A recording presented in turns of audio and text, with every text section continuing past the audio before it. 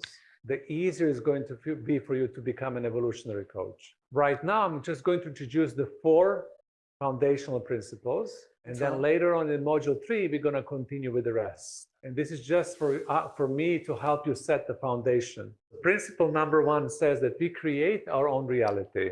What we believe in evolutionary coaching, every single human being is creative, but not only creative by arts and crafts, but creative in their life. And we would love to believe that everybody creates their own reality. Everybody's co-creating their own reality with other human beings. Your success or your failures, your highs and your lows are all part of your creation. We would love to believe that life is not happening to you or to us, but that we are proactively co-creating our life. And how do we create our life? Is by using our mental energy, our thoughts, using our emotional energy, our feelings, using our spiritual energy, our intuition, using our physical energy, body movement, and using the quantum energy around us, the knowing. So we all have all those intelligences in our bodies, and as a result of coaching, the people will be able to consciously choose what they want to create and co-create in their life.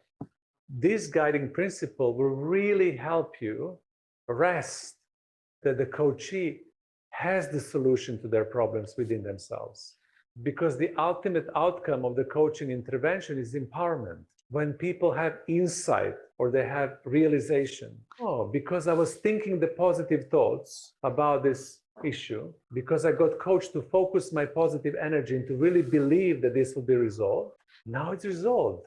I've done it. I've created this in my life. It didn't happen just like that. The dance with the nature, the interactive experience with life. So I've co-created this reality. This is where the full empowerment comes into the coaching. I was really negative about this. I felt really badly. I was in a fear and anxiety and worry. And as a result of that, I created something not so nice in my life. This is not a punishment. This is not something bad. Experience of my creation. I've created this. When we understand and we coach people to own their creative processes, to see the life as a creative canvas, to act consciously, they feel empowered. So that's the first principle. The second principle, what we really love to believe in evolutionary coaching, is that everything in your life is for your own growth, learning, and development. We have this saying that life is happening for you instead of against you. All the negative things and the positive things are opportunities for us to grow and learn. So if something good happens in your life, it's a good fortune, good luck, something wonderful, it's super important for us to celebrate and to understand what is the learning in this gift. Maybe the learning is to be grateful. Maybe the learning is to appreciate the good luck. Maybe the learning is to love yourself because you've done well. There's some lesson, some learning in the good fortune.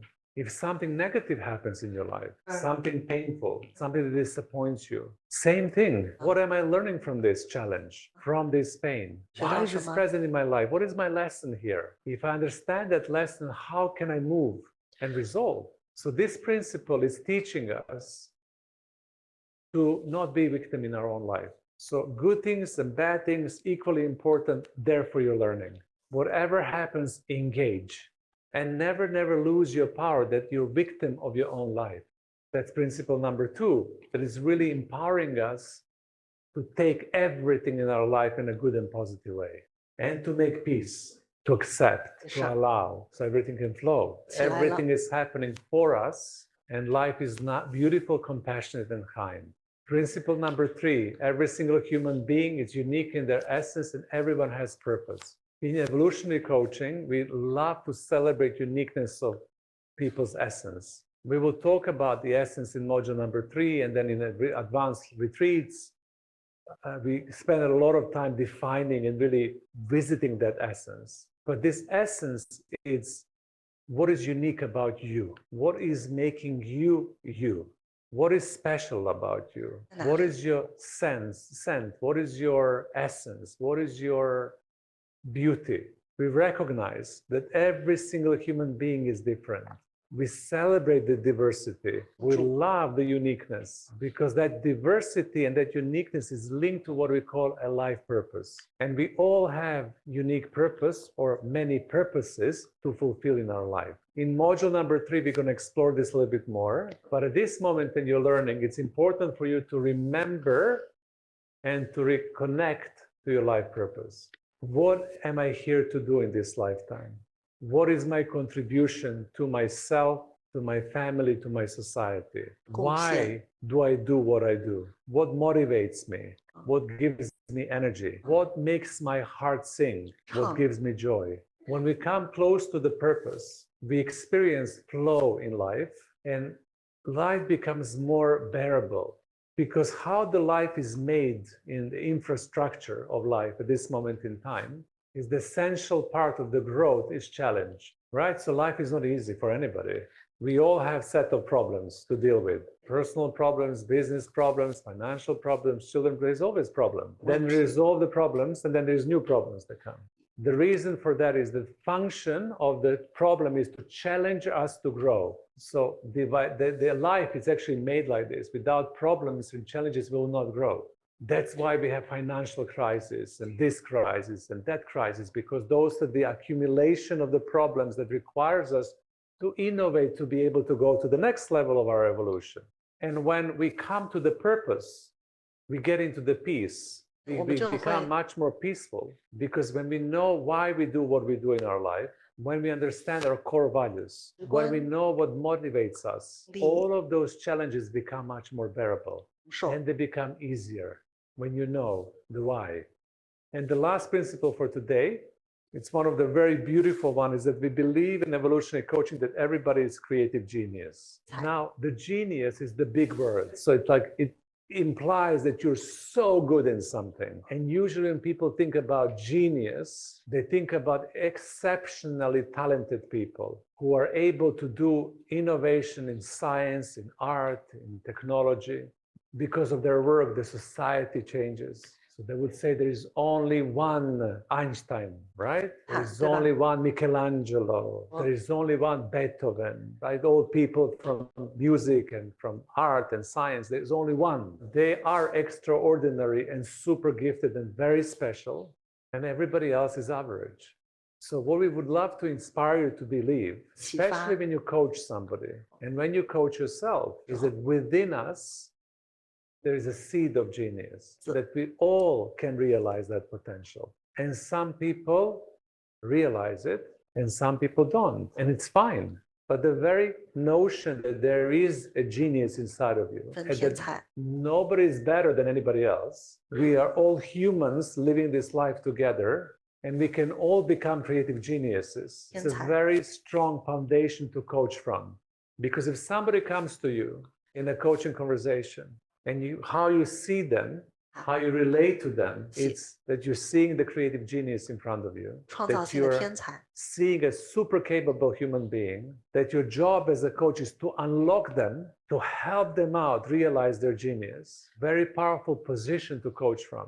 Like you're coaching from the elevated foundation.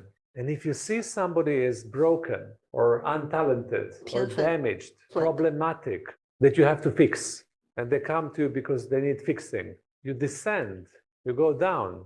You do not hold them in a way they need to be held. They cannot become resourceful. They can't come with new ideas. They feel blocked because you're holding them in a lower demeanor. So elevate up when you coach somebody, go higher. Everybody is creative genius. It's inside, it's within.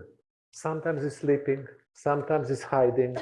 Sometimes it doesn't want to show up because it's shy. Sometimes it doesn't believe it can do it. Open up, hold the space, invite people to be the best possible version of themselves. Expand them to see themselves bigger, more capable, more resourceful. Be positive about human beingness. Believe in the human potential, right? That's one of the most important things that a coach needs to do. You need to believe in the human potential, even if your client doesn't believe. You know how many times I had coaching conversations and people come and tell me, I cannot do it, or I don't believe I can do it. It's too difficult. It's too hard. I don't have enough confidence. I don't have enough strength. I don't have enough power. I cannot do it. And how many times as a coach I said, yes, you can. 教练我都会 Absolutely you 说 can. 可以 I 的， believe in you. 可 I 以 see you. You are resourceful. You 自 are 然的 creative. 创 Of 造 course 力 you can do this. 可以做 How can 到 I help you? 帮 How 到 can I 你 support you? Right? You see the difference? Instead of saying, of course you cannot do it. 不到 You cannot do it. You cannot do it. What to do? 怎么 Then 办？ stay where you are forever. Be miserable. So your job is to believe that somebody can do something even if they don't believe it themselves. Because then you're inviting them to become a creative genius, activating them by showing up and holding this space for them. To wrap it up for you.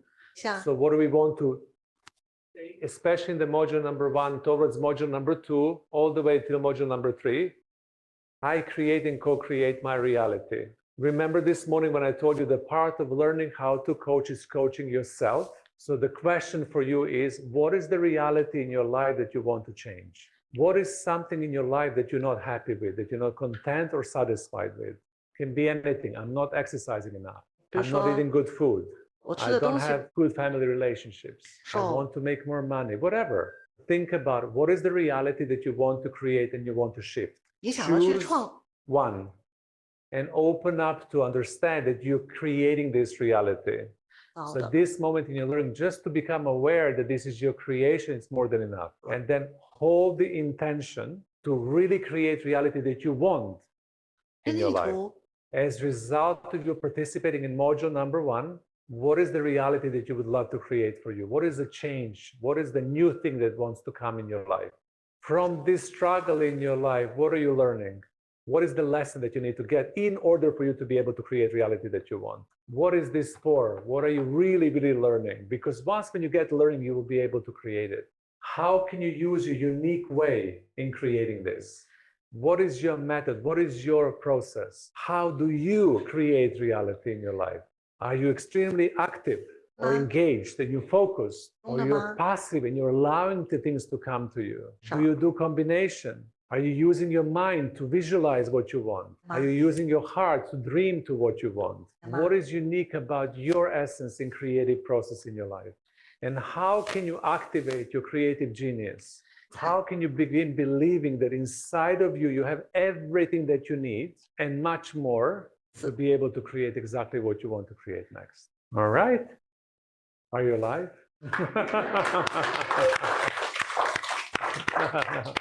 Are you okay?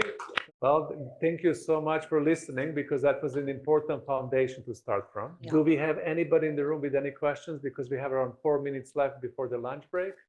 All right. Go ahead. Zoran, thanks for your presentation. It's fantastic. A lot. You can apply really a lot. Yeah, some consultants, they would use coaching process while consulting. If you parent, you can use a lot of coaching when parenting. I was really lucky to learn coaching before my children were born. And I coach my kids throughout their childhood. Of course, I was parenting as well, but I use coaching skills a lot. And what I saw is they grew up really confident, because I was always asking them, what do you think you should do? I was always saying, I trust your judgment. I trust your life path. Tell me. Instead of me saying, you need to do this, you need to do this, you need to do this, you need to do this. So when you parent, it's one dimension. When you coach your kids, it's a different dimension. And the outcome, it's confidence. Because they begin believing themselves. Because if you ask them, what do you need to do? And they do it and they're successful, they're like, yay, right? And the more you do it, the more they're yay, and they become very confident naturally. So you can use coaching methodology and coaching mindset in many different ways within your roles. The reason why I'm teaching the distinctions, the differences, when you do it professionally, it's important not to mix them up. Now I'm consultant. I'm going to put my consultancy hat on, and I will consult you. Take my hat off. Now I'm mentor. I'm going to mentor you. Take my hat off. Now I'm coach. I'm going to coach you. If you mix everything up, it becomes blur. And then you cannot coach in a pure way. So that's the reason why we emphasize these differences. And you can use the skills and tools inside of your different roles. Great, thank you. Anybody else? Go ahead. What is the most beneficial state of being for you? Yeah. I know what you're asking. And the answer is not that simple, right? So when you set the intention before you start coaching and you visualize the success, you will put the energetic boundary around this process. because the intention will dictate the flow. Intentions are really strong. When I say I intend for these coaching conversations to be really successful, I intend for a client to receive the solutions, and I intend for the best possible solutions to come through. And I intend for my client to get out of the coaching feeling like, yay, right? So expectation, expectation, expectation, expectation on yourself as a coach. You can do it like that, but then you will really, really need to feel the intention working through you. The intention will tell you what questions to ask, how to listen. If you need to be quiet or speak out, you need to be in relationship with that intention all the time you're coaching. And that's just one method, but will require you as a coach to really hold this tight. And it's the space when you as a coach feel that you need to control the coaching process a little bit.